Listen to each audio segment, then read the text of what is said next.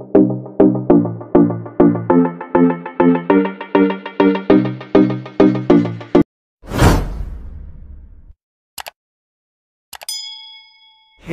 Welcome to my channel. Huwag kalilimutan mag-subscribe, mag-likes at mag-share sa aking mga videos.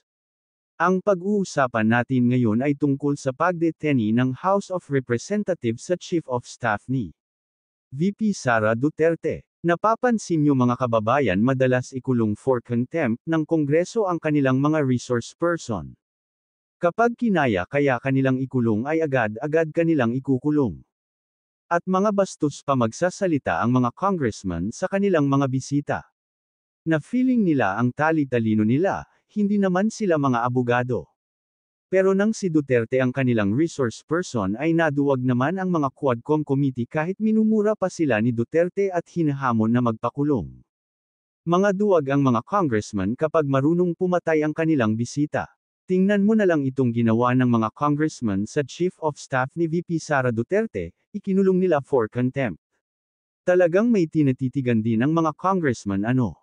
Ang gagaling magsalita ng mga congressman, pero hindi naman sila mga abogado.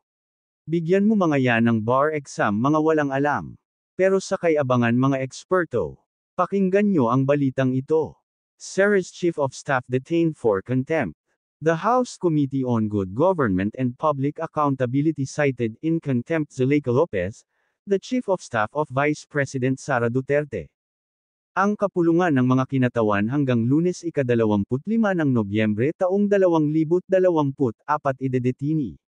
Sa pagdinig noong Miyerkules, tinanong ni ACT Teachers Party List Representative Franz Castro si Lopez tungkol sa kanyang liham sa Commission on Audit, COA, na humihiling sa ahensya na iwasang magbigay ng mga dokumento sa Kamara ng mga kinatawan kaugnay sa investigasyon sa mga confidential na pondo. Ayon sa aming panuntunan, isa sa mga dahilan ay ang hindi nararapat na pakikialam sa pagsasagawa ng mga paglilitis kaya maaari kong ilipat si Mr. Tagapangulo, sabi ni Castro. Inaprubahan ni Committee Chairperson at Manila Representative Joel Chua ang mosyon matapos makarinig ng walang pagtutol. Hiniling ni Lopez sa komite na muling isaalang-alang ang desisyon nito, na binigyang diin na ang liham ay hindi nilayon para idirekta ang COA ngunit isang kahilingan lamang.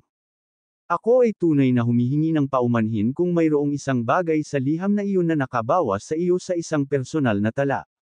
Hindi ko iyon intensyon, Your Honor. Lubos akong humihingi ng paumanhin at nais ko at sana ay isaalang-alang mo ang aking paghingi ng tawad, sabi ni Lopez. Castro accepted Lopez's apology, however in the totality of the discussion from 10 a.m. up to now nakita natin Mr. Chair very evasive yung mga sagot ni Attorney Lopez.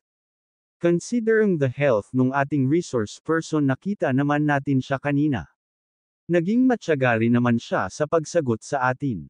We will have the next meeting sa November 25, 2024 so I move Mr. Chair na hanggang November 25, 2024, dagdag pa ni Castro.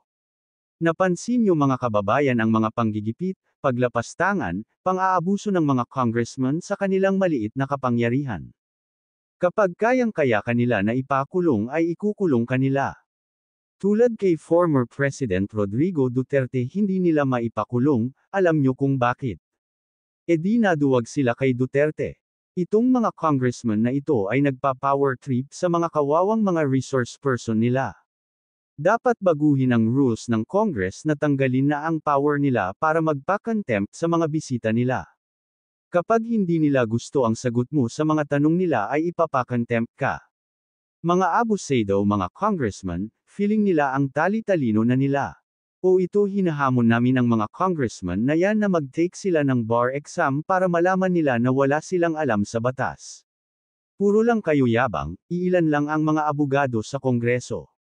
Hindi naman kayo qualified na mag-take ng bar exam, dahil hindi naman kayo graduate ng law. Kaya napansin nyo mga bastos, mga mayayabang ang mga congressman magsalita. Maski sabihin nyo pa na mga congressman kayo, hindi pa rin kami bilib sa inyo dahil hindi naman kayo mga abogado. Hanggang dito na lang ang video na ito. Thank you for watching.